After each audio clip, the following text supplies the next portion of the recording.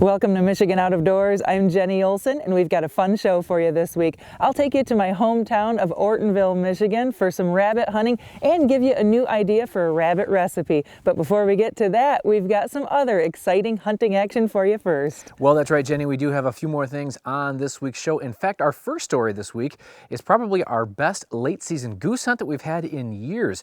Jordan Brown is going to bring us that story. We're excited to see that. We're also going to stop in with a taxidermist, get some tips on what you and I can be doing to maybe improve our chances of getting a better mount. And we're also going to take a look at you, the viewer. We have a short bragging board segment for you as well this week. So lots of good stuff. Make sure you stay tuned. I'm Jimmy Gretzinger, and it's time for Michigan Out of Doors. From the first spring rains to the soft summer breeze, dancing on the pine forest floor, the autumn colors catch your eyes. Here come the crystal winter skies. It's Michigan, Michigan out of doors. Someday our children all will see this is their finest legacy, the wonder and the love of Michigan. As the wind comes whispering through the trees, the sweet smell of nature's in the air. From the Great Lakes to the quiet stream, shining like a sportsman's dream, it's the love of Michigan we all share. Michigan Out of Doors is presented by Greenstone Farm Credit Services, making recreational land ownership possible across Michigan and northeast Wisconsin. Begin your land financing journey at one of Greenstone's 37 locations or visit greenstonefcs.com. By Showspan, producing consumer shows including Outdoorama February 26th through March 1st at Novi Suburban Showplace. The show features tackle, trips, boats, outfitters, wildlife encounters, and of course, Big Buck Night. That's Outdoorama in Novi, February 26th through March 1st. By Marvo Mineral, makers of Lucky Buck, deer management products including minerals to supplement deer diets year-round to improve health and antler growth. Michigan made for over 18 years, Lucky Buck on the web at luckybuck.com. By Country Smokehouse, offering a variety of meat products. Country Smokehouse is located 3 miles south of I-69 on M53 just south of Imlay City. Country Smokehouse is a meat processor, a butcher, and a destination for sportsmen. Hi, I'm Jordan Brown, and we kick off this week's show over in the Thumb with a little late season goose hunting.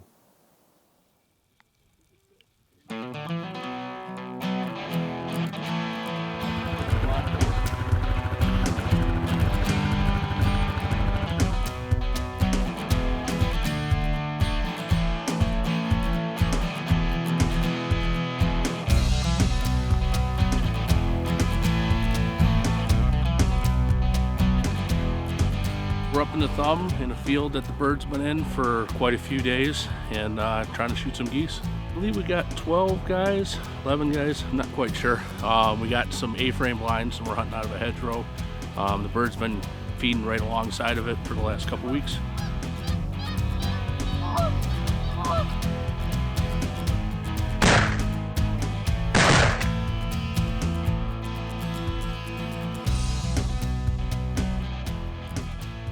I had a feeling it was going to be a pretty good day when we started having birds work into our spread before we were even set up here on this cut cornfield near Lake Huron.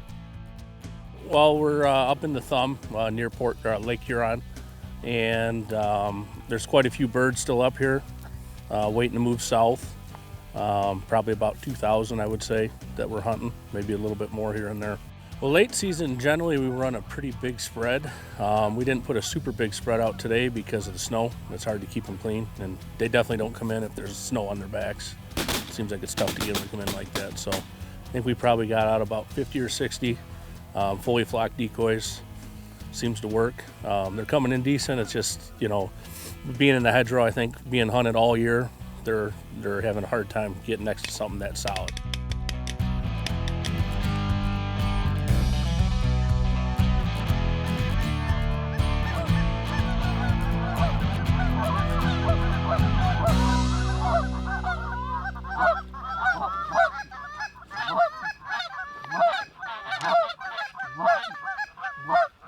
Kill him. Take him.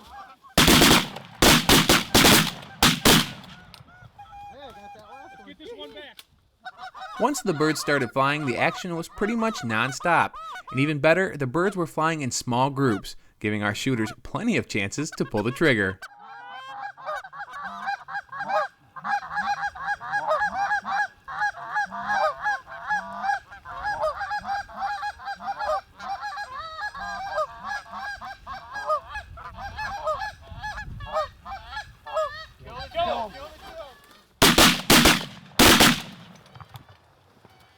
Late season is it can be good. A lot of days sitting in the field, not even shooting a gun. You know, some days they won't even fly. Our goal as a group, we like to get 3 good hunts in on the late season, and that's kind of our goal. You know, we get a lot of days where we don't even pull the trigger, but it's worth going out when it does happen, like today. It's a lot of driving, a lot of miles, a lot of gas. The birds can be unpredictable. Some days they'll fly in the morning, some days they'll fly in the evening, some days they fly both, which has been what we've had for the last couple weeks. The snow helps get them moving a little bit up here, I think. But everything's in small groups and they're coming in decent. You know, we're hunting a hedgerow, which is a little bit tough, but due to the amount of guys we have, that was the best option we had.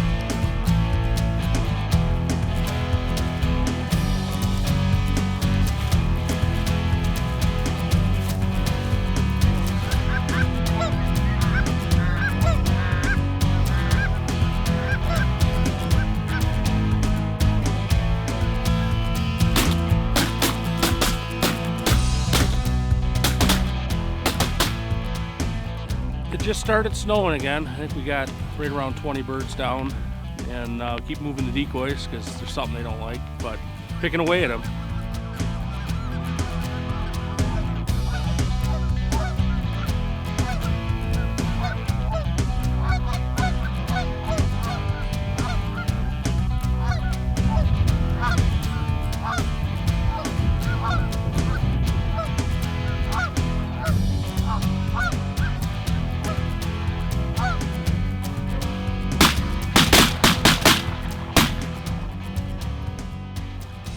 The property we were hunting on today is located less than a mile from Lake Huron, and joining us on today's hunt was the landowner, who was able to tell me a little more about this piece of property.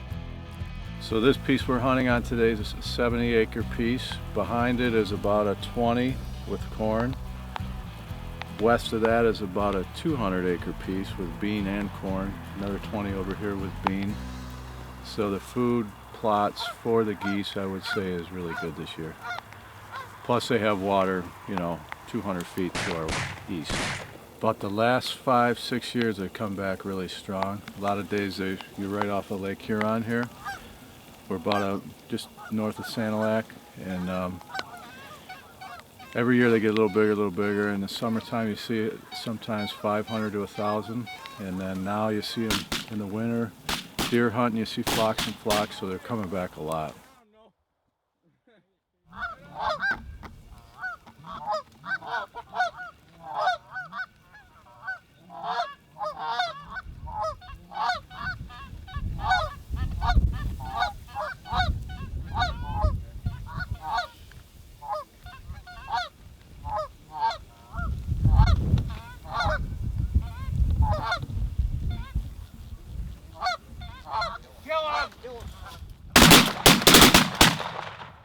The core group of hunters on hand today have been chasing geese for quite some time, and although these guys knock down a ton of birds, enjoying their time in the outdoors is really what they are all about. Our group, I guess we have a name, it's Tornado Chasers. We've been hunting 14 or 15 years together up here, all throughout the thumb, even down by the, southeast Michigan, by Lake Erie and stuff. It's just a group of guys. A lot of people think that we're guides. We're not.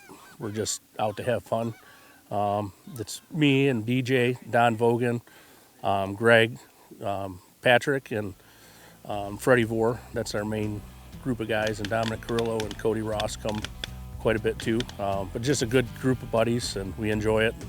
We walleye fish together and hunt together. I was simply amazed at the number of birds we had seen throughout the day, and even as I was trying to get a few final shots, we had more birds pouring in.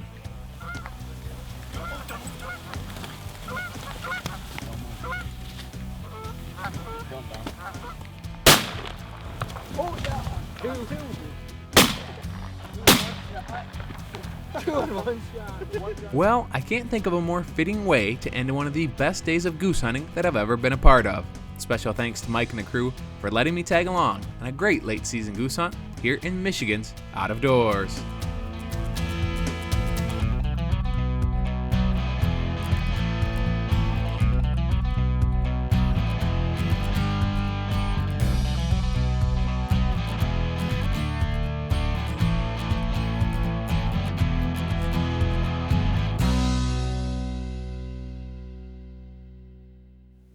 You know, working for Michigan Out of Doors is an awesome job, but trying to find a hunting or fishing story every single week turns into a challenge sometimes. And sometimes my friends and family just don't understand when they invite me out on a trip and expect me not to bring the camera. If things go well, I always end up feeling a little bit guilty and wishing I would have brought the camera. Well, in this next story, I tried to redeem myself.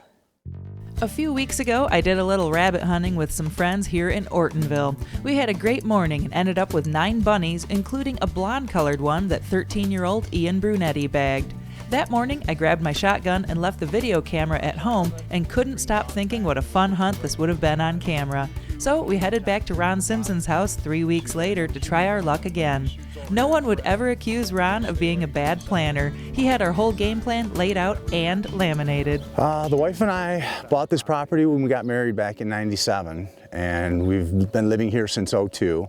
So we've been hunting it. I hunt it every year. I normally don't start hunting till like January. I like to wait until deer season's done. But I've always had rabbit, dogs, beagles. Today we're going to be hunting with Bonnie and Jake. We've got permission to hunt. My neighbor's got 80 acres right behind us, and his name is Ken. He's going to allow us to hunt back here. Most of what we're going to be hunting is going to be lowlands. There's a swampy area here, a swale that the rabbits really love to get down into when it gets cold out. There'll be a little bit of open woodlands. Like I said, it'll be about a 3 to 4 hour walk. Right off the bat, the dogs pushed a rabbit to John Brunetti, and he dropped it in its tracks. Nice. Yeah. Good job. How did that all happen? Well, I found my little spot up here, and I heard the dog start barking, and I looked up, and here comes a rabbit running around the corner. One shot? One shot, yeah. Sweet. Let's see him. That's a nice size rabbit. Yeah. There is an unending amount of rabbit sign on Ron's property and all of the neighboring properties out here. Everywhere we looked, we saw tracks, heavily used trails, droppings, chewed trees and branches, and plenty of rabbit holes. We were starting to realize that a little deeper snow and colder weather had the rabbits staying close to their hideouts.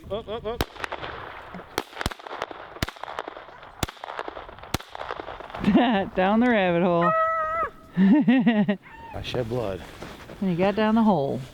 And he got down a hole. It's the easiest shot I've had in a long time with a handgun, and didn't get him, unfortunately.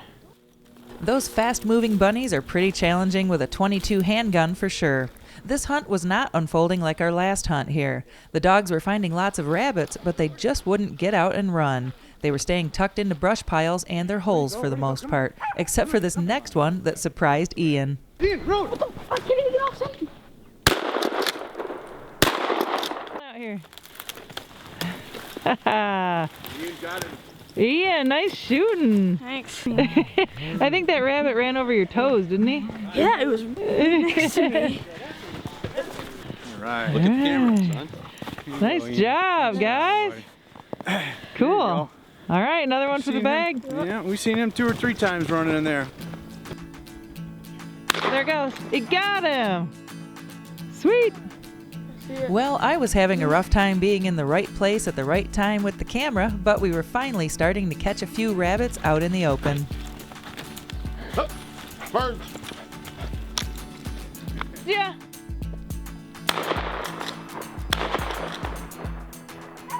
Guys, nice job. Man, you're a deadeye out there. That one was trying to get away, wasn't it? Yep. Good deal. Yep. That's it.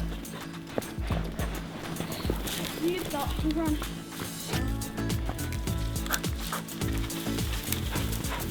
Well, after a few hours, we managed to cover Ron's land and all of the neighbors' land we had permission to hunt. Bonnie and Jake had worked hard and put on a lot of miles in the heavy snow with their little beagle legs. We called it a day and headed back to Ron's house. The guys ended up with 4 rabbits for the day. Not quite the success we'd experienced last time out here, but just enough for a couple of good meals. That evening, while the dogs recouped, Ron was cooking up one of his favorite meals, a rabbit pot pie. He and his wife Joyce discovered a recipe for leftover Thanksgiving turkey, but realized they could use rabbit just as easy. I've pre-made the rabbit already. I cooked it for a few hours in the crock pot. It was about 4 hours. I cooked it in a chicken broth with some onions mixed in it. Then I pull all the meat out and I'll cube it up. So all the rabbit meat is in here all cubed up already. We're all ready to go with that. In addition to the 2 cups of meat, you'll need chicken broth, salt, pepper, celery seed, Italian seasoning, chopped celery and onions, frozen mixed vegetables, flour, butter, milk, water, and a pie crust. We have a complete list of all of the ingredients and measurements on our website. Okay, we've already preheated the oven to 425 degrees. That's going now. Next, we've got to place the peas, carrots, green beans, and celery, which is our frozen mixture, and then we've cut the celery into a saucepan, cover it with water, and bring it to a boil. Then we got about 8 minutes, then we got to drain the vegetables in the colander. We'll set them aside. Next, we're going to have to make the roux, which is melting the butter in the saucepan over heat, cooking the onions in until they're translucent. So it's about 5 minutes. Then we'll stir in our flour, salt, black pepper, celery seed, and onion powder mix with the Italian seasonings. We'll whisk that all together with the chicken broth and milk till it simmers and thickens. Remove it from the heat. Turn the heat off. Go ahead and mix in our rabbit. This is about 2 rabbits here. Basically the back straps and the rear legs. And the front legs, the rib cage, and yeah, you'll get a little bit of meat off the front legs, but mostly I use the back straps and the rears. I see I get more meat off of it. All right, gonna grab my vegetables and throw those in there too. Looks like pot pie already. Looks like pot pie, that's it. Now Ron pours all of the pot pie filling into a pie crust. Then he covers it up with a top crust, crimps and rolls the top and bottom crusts together, cuts a few slits in the top crust to release steam, and bakes it at 425 for 30 to 35 minutes until the filling is bubbly and the crust is golden brown. If your crust starts to get too brown around the edges, you can cover just the edges with foil so it doesn't burn. Remove the pot pie from the oven, let it cool for 10 minutes, and it's ready to enjoy. You can find this and all of our recipes online at MichiganOutofDoorsTV.com. Well, this time of year in January, February, and March, I spend a lot of time traveling our state doing speaking engagements at a lot of churches around the state of Michigan that are doing wild game dinners. Well, I was recently at a very large dinner in the Traverse City area, and they had a taxidermist that was doing a display there, and so I went out to the truck, grabbed the camera, and got a few tips on what you and I can do to not only pick out a better taxidermist, but maybe even improve our chances of having a good mound. A few weeks back, I was speaking at the East Bay Cavalry's Wild Game Dinner. It was a great event with lots of stuff to see and do, guns to win, and folks to contact when you get that big fish or monster buck. Adam Parkey was on hand showing off some of his handiwork, so I stopped by to find out how he got started. Oh, I got into it actually when I was a young boy. My dad started out in 1985 doing taxidermy, and he was really intrigued about it and he wanted to learn how to do it. And he asked a gentleman that we knew if he would teach him how to do taxidermy, and he said, "Oh, you'll never be able to do this. You can't amount to anything, you know." And so that really set a fire under him. So he ended up being a world champion taxidermist, and I got to learn through him and some of his friends, you know, that were also world champions. They taught me, and when I was younger, I used to skin things out, and I wasn't really into the taxidermy. And then about the end of the 90s, late 90s, I got into it full time. And then I've been out on my own for probably 15 years now. And you know, it's just nice to be able to do outdoor stuff, and one thing leads to another. You know, you get to meet people, and it's just real interesting. One of the things I wanted to talk with Adam about was just what to look for when picking out a good taxidermist. Are there things that we should be looking for that are easy to see? One good thing to look at is eye sets. You know, if you look at an animal's eyes, it should look realistic, you know, by looking at the mount. And then a lot of times people don't know what they're looking for when they look at deer mounts. You want to look at the ears. A lot of times you'll see, if you really look, you can see that they've been painted inside the ears.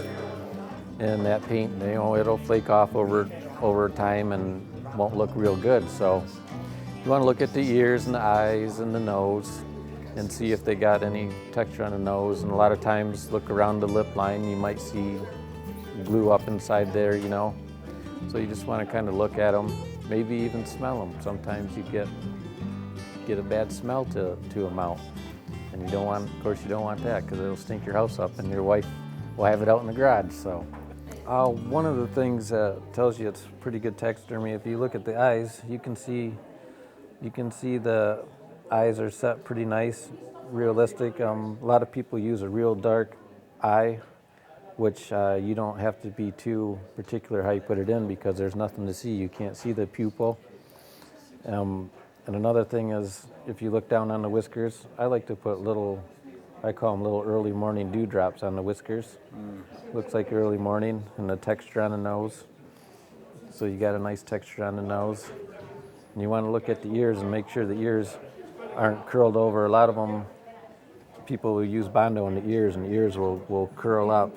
So if you got a nice ear.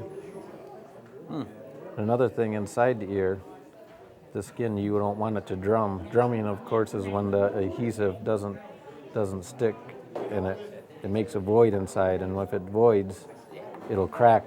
Over time, it'll crack open, and then that's a good place for bugs to start living. I also asked Adam just what we should do with that bird or buck that we get that we may want to get mounted. Any tips that could help the finished product? One good thing is to take some pictures of it right away. Get some good pictures, you know, so you got some reference to go off of. And a lot of people think they have to gut them out. Well, the best thing is not to gut them out, just to get them in a freezer bag or in a garbage bag and freeze them. Get the air out of it, wrap them up tight and freeze them so they don't get freezer burnt. And you could also maybe weigh it, measure it, you know, from nose to the base of the tail, stuff like that. Thanks to Adam for sharing some of his expertise with us. As you hit the woods and the water this year, if you do find yourself shopping for a taxidermist, well, you know some things that you should be looking for here in Michigan's Out of Doors.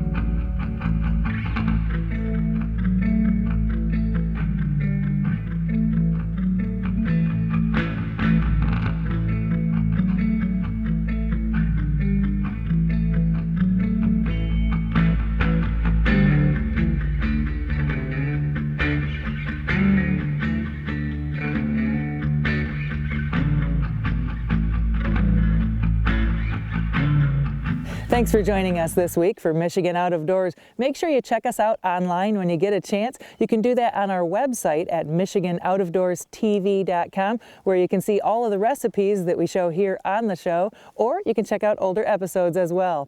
You can also see us on our Facebook page at Michigan Out of Doors TV, where we're letting you know what's happening, where we're at, and where we're headed next. Well, Facebook is a great way to reach us here at Michigan Out of Doors. We're just wrapping up our ice shanty competition. We're going to be posting our top 3 most unique ice shanties on our Facebook page. You might want to check that out. We're going to have you, the viewer, vote. We've got a really cool prize package involved in that process. And coming over the next few weeks here in Michigan Out of Doors, of course, we're going to be out doing quite a bit of ice fishing. We've been doing actually a lot of predator hunting with little success, so hopefully we'll have a good story for you on that front here in the next couple of weeks. But there's always just so much happening here in the great state of Michigan, so make sure you're getting out this time of the year and enjoying our state and its natural resources.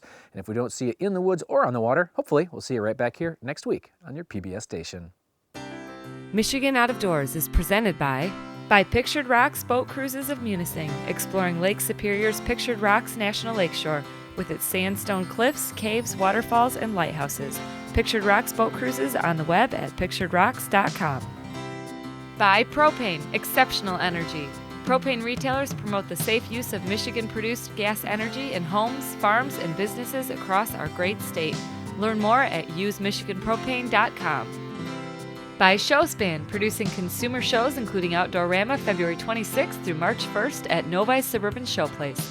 The show features tackle, trips, boats, outfitters, wildlife encounters, and of course, Big Buck Night. That's Outdoorama in Novi February 26th through March 1st. Closed captioning is brought to you by Propane, exceptional energy. Propane retailers promote the safe use of Michigan-produced gas to outdoor enthusiasts across our great state. When I wander far away, a dream stays with me night and day. It's the road that leads to my home state. I am a Michigan man. Changing seasons paint the scene like rainbow trout in a hidden stream. The white tail